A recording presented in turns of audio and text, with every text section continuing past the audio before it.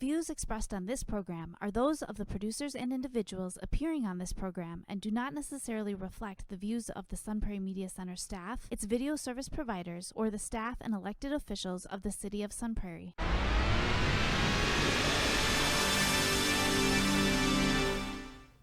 Hello and welcome to Real Reviews. My name is Jason Rabbitt, and this week I'm so excited to be joined by the lovely, the talented, my much better half, Miss Sarah Rabbitt. Hello, ma'am. Hello. It's been a while since we had you on the show. Yeah. I'm very excited to have you here to talk Me about too. a bunch of movies. We have 4 films to talk about this week. Yes, we do. I was able to drag you out to the movie theater. It is a chore to get me out. Double movie date. It was pretty great. Yeah. So let's get right into it since we have 4 films to talk about. I'm going to get us started with what we have on the marquee. The first film that we saw is a film called X from director Ty West, who is well known for making some very interesting horror-type films. This film is set in 1970s rural Texas against a backdrop kind of post-Summer of Love, post-Vietnam, in a community where the local televangelist is stoking fire and brimstone to rail against the youth movement towards sinly ideals. A group of young filmmakers set out to make an adult film, but when their reclusive elderly hosts catch them in the act of making this film, the cast find themselves fighting for their lives. They are led by a man named Wayne, played by Martin Henderson. He's the leader of this small group, going out to make this pornographic film with artistic style. He's the director, the slick-talking guy who's kind of brought them all together, found a location for this film that, in his hopes, will change the genre.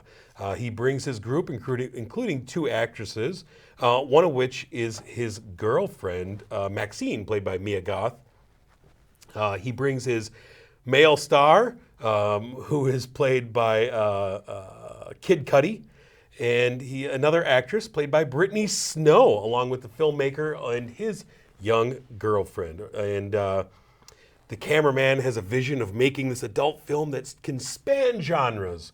He wants to change the way adult films are looked at. And they arrive out on this rural farm where they've rented a building from this strange, crotchety old man, and he doesn't like nor trust these kids. They go about making their film, and it's fairly graphic. I mean, we're watching the makings of a 1970s porno film. But, strange events start with the presence of their elderly hosts, and there's plenty of gore, there's plenty of nudity, there's plenty of stupid decisions, and like in any horror film, when young folks start fornicating out in the woods, bad things are going to happen to them in horror movies. And, that it kind of follows those rules. But what did you think of X? Was it too much of anything in here? I mean, it was a lot, but I knew what I was walking into. I knew that this is kind of what the movie was about, so I wasn't like shocked or anything. But I mean, I thought it was really well made. It was like an authentic 70s horror / pornographic film. Like, it's like, I thought it was great. I thought it was well made, slightly disturbing, but yeah. I liked how it looked like it was made in the 70s parts. Yeah. And I think that Ty West very smartly kind of hits on the familiar themes of how porn and horror kind of share some of the same DNA in culture. Yeah. It's kind of all exploitation, and they're both film genres that were on the fringes in the 1970s in this time period. Mm-hmm. Both the genres were kind of trying to push boundaries and get out of like grindhouse cinemas and dirty nickel cinemas, and like, we can. Deep Throat becomes a big thing. Texas Chainsaw Massacre becomes a big thing, and he plays on both of those. And then you also have the setting of where they're set against the rantings of this TV televangelist. Yeah, who keeps which popping up. You see kind of like as they're traveling and as they're going about their movie making process, this same televangelist keeps popping up on every TV that they encounter. Yeah. And kind of has the eyes and the ears of this little community railing against sinners. These sinners. They're here. These fornicators are amongst us. Yeah. We got to stop them. And so a lot of it is just kind of your horror film with this elderly couple kind of thrown in here. Kind of reminds me a little bit too, I don't know if you ever saw a Ty West film that he made maybe 10, 12 years ago called The Innkeepers. It's a haunted house movie. kind of shares some things with this too. I don't want to get too much into like spoiling anything about this movie. Just, it's a horror film. There's going to be some twists and turns.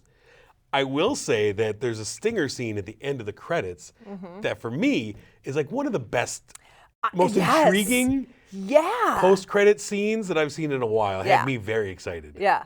Yeah. Totally. Yeah.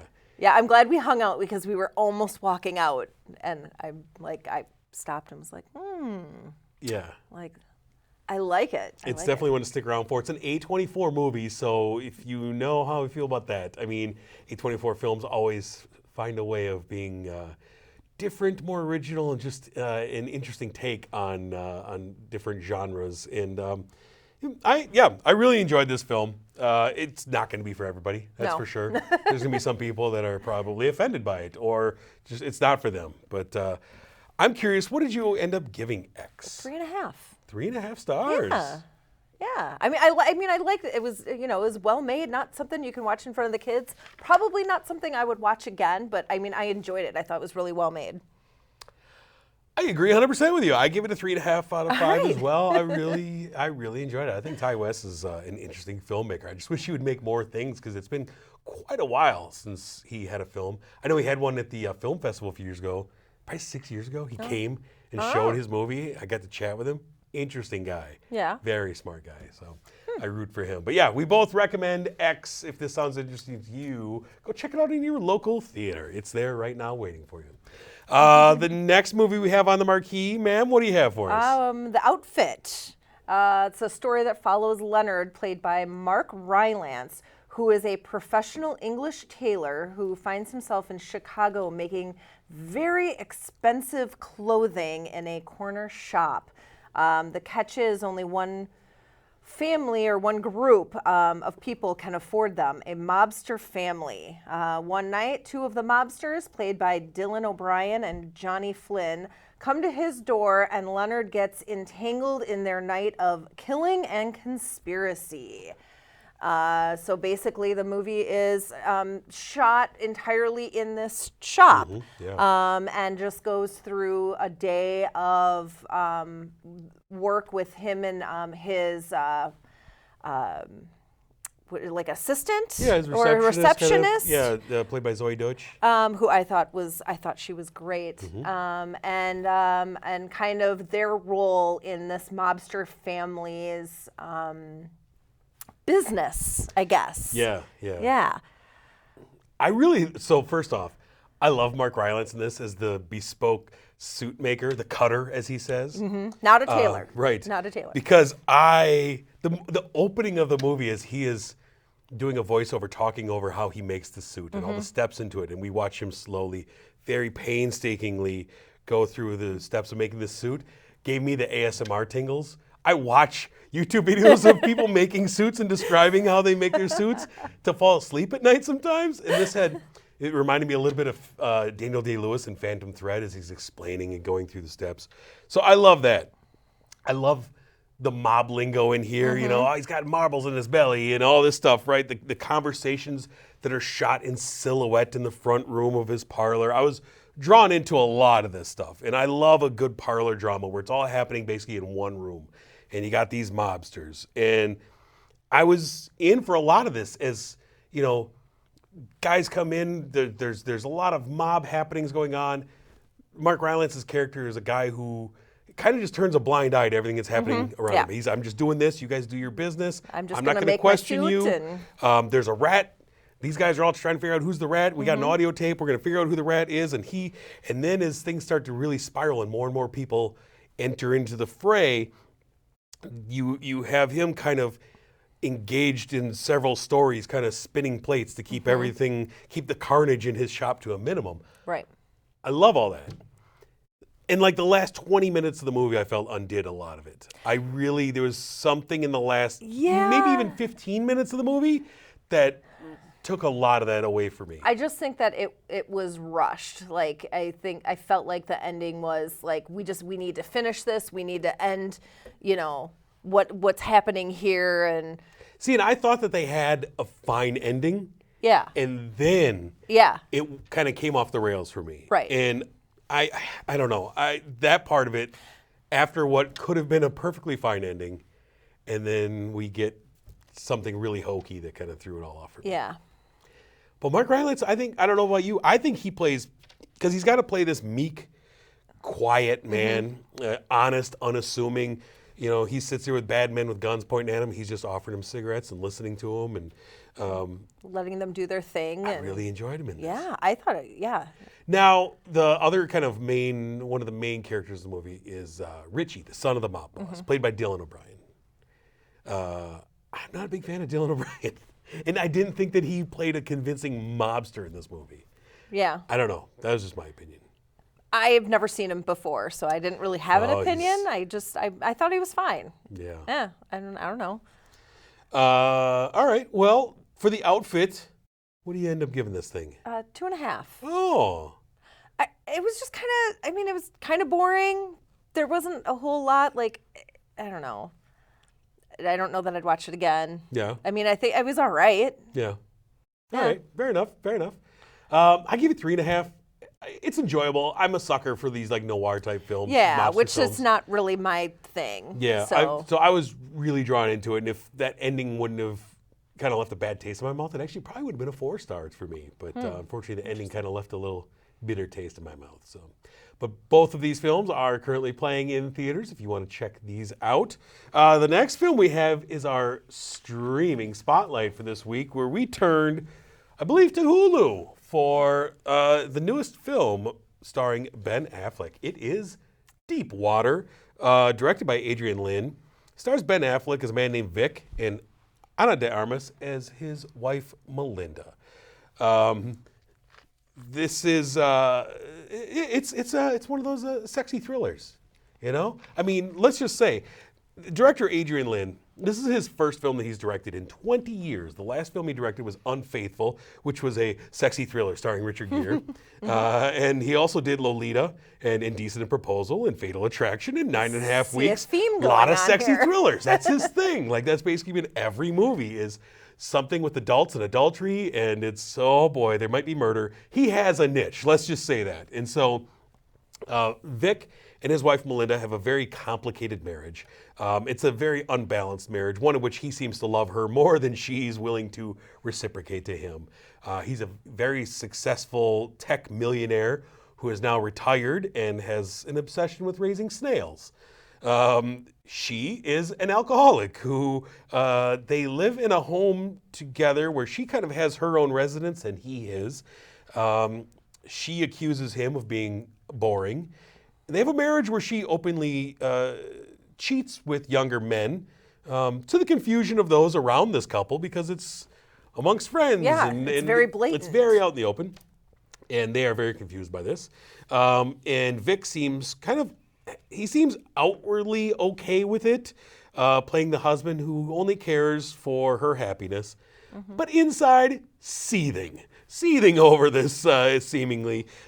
She enjoys kind of torturing him at times, often publicly, kind of using sex as a weapon against him. And because her every action and thought seems to be sexual in nature. And so he tries to provide a patient, understanding facade, but he obsesses over her being with these young men. Add into the fact that a previous guy that she was seeing went missing, and Vic has made himself kind of the central Suspect. target of Yeah. the rumor mill. Yeah. Yeah. And so this couple, who should probably just divorce, tortures each other until there's a big inciting incident midway through the movie. And then it turns from this kind of erotic relationship study into your erotic thriller. And then I felt like at this point, after there's like this reveal, there's this big turning point in their relationship and with one of the guys, I feel like nobody in this film acts like rational people anymore. Yeah. The Affleck's character doesn't, Melinda doesn't, Tracy Letts, who's Don, the guy who's very concerned about her, he comes in real weird. I don't know.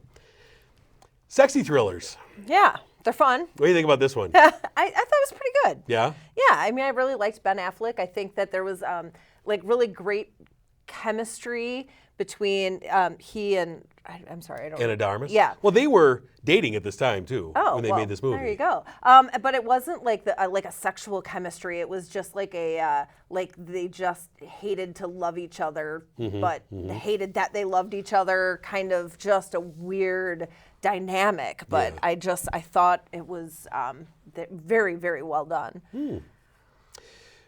I felt like, I do agree with you. I thought both of the two leads, I thought they were great. They did have a chemistry.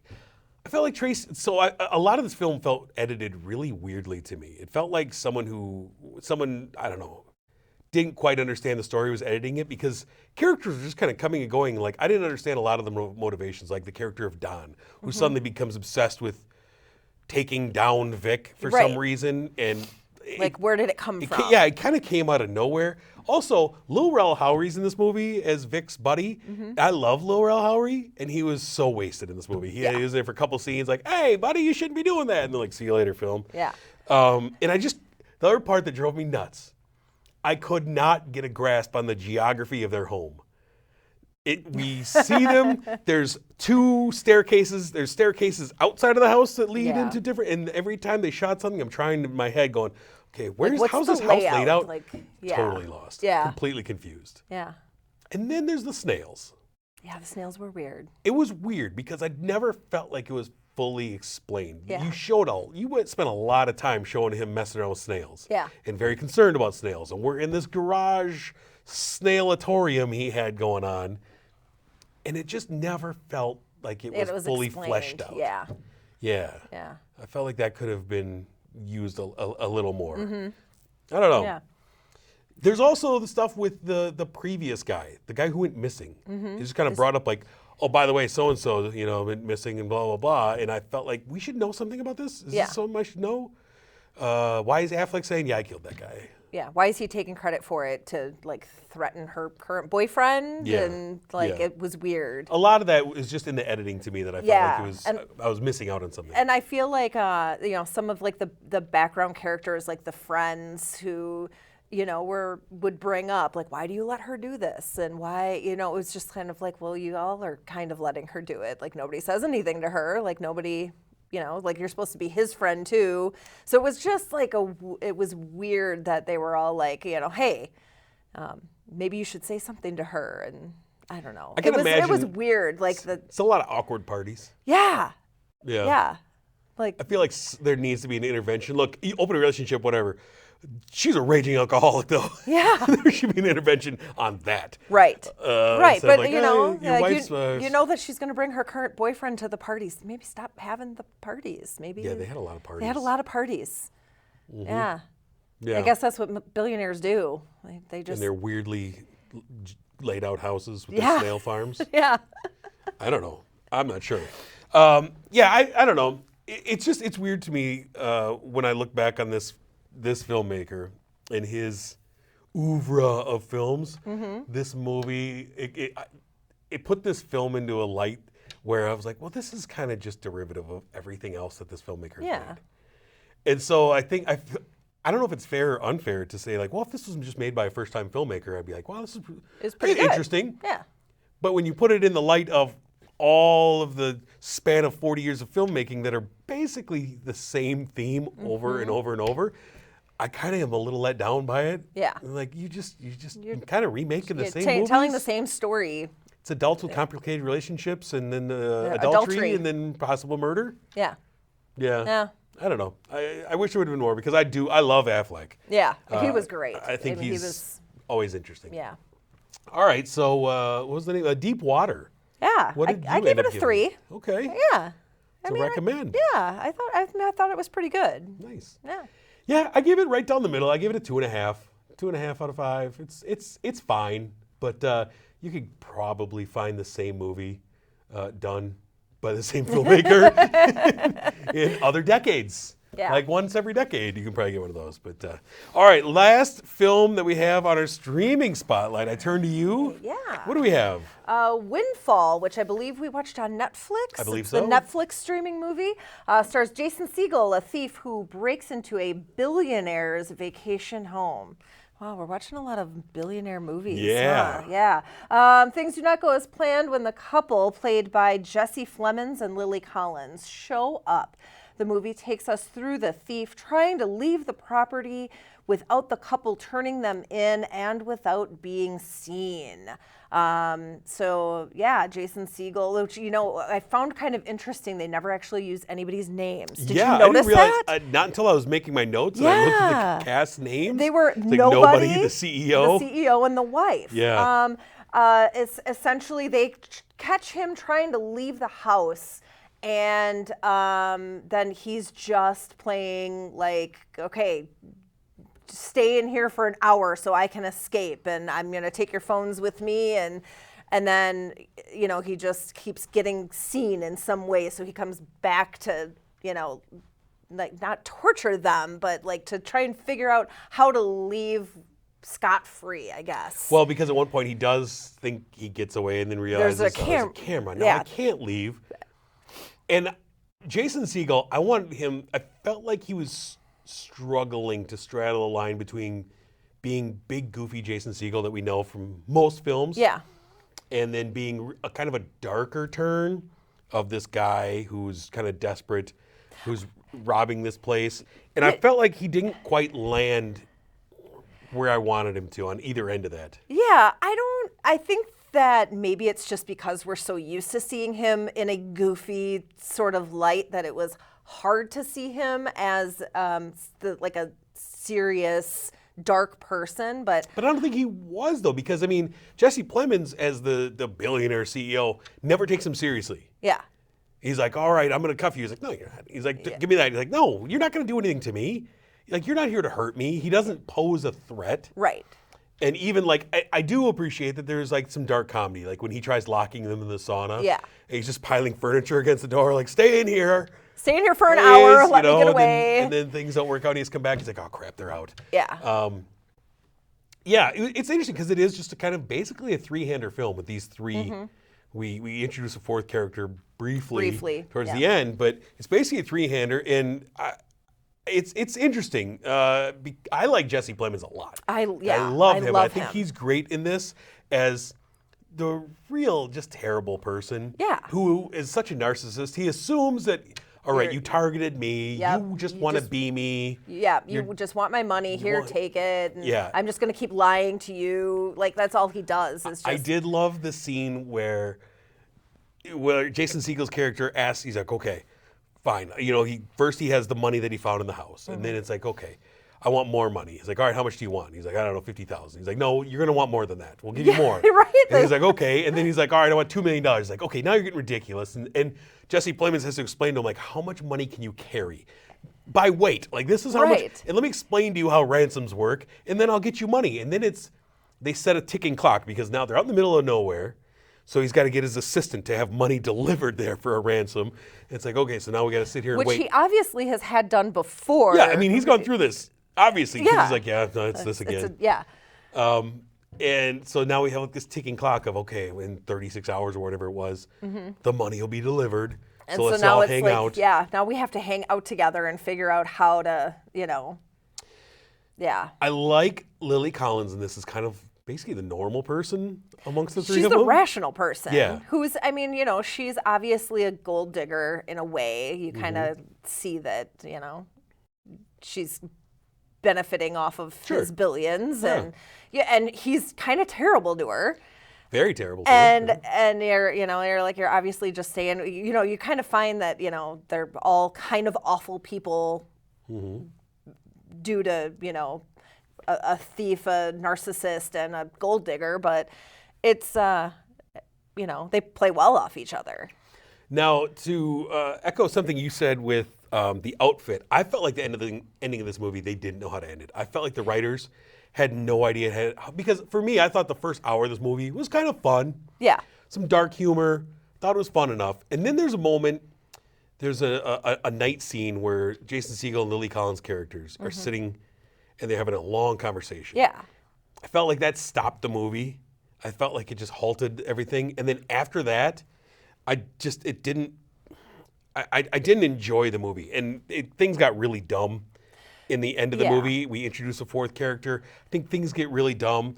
And it felt to me like they didn't know how to wrap up the movie. And the writers... I didn't like how they wrapped up the movie. It felt to me like the writers had as much planning as Jason Segal the robber did of like, what's our out plan here? Yeah. We don't have an out plan. Like, we just kept writing. I don't know. Yeah. And it was frustrating because I was like, can we just wrap this up in a rational way somehow? Yeah. And they did not. They chose not to. So, anything else about Windfall? I'm not really. I mean, I wouldn't watch it again. I really wouldn't recommend it. And yeah, it was kind of boring. I just kind of was like, it was just kind of another like, all right, it's in one setting. Mm-hmm. You don't really go anywhere. You don't really do anything, and you're just stuck with these three people. That's basically most of our movies. It was like one setting for the most part. Yeah, that's good. So, what did you end up giving Windfall then? I gave it a 1.5. Oh man! Yeah. Yikes! I was disappointed. Disappointment indeed. Yeah. Well, I gave it a 3. Oh, it wow. was better than Deepwater. I enjoyed the first hour. Interesting. I was not thrilled with the way it ended, but I like Jesse Plemons so much. I do too. I really liked him. He's he kept me engaged in the movie. He's just weird enough for me. Yeah.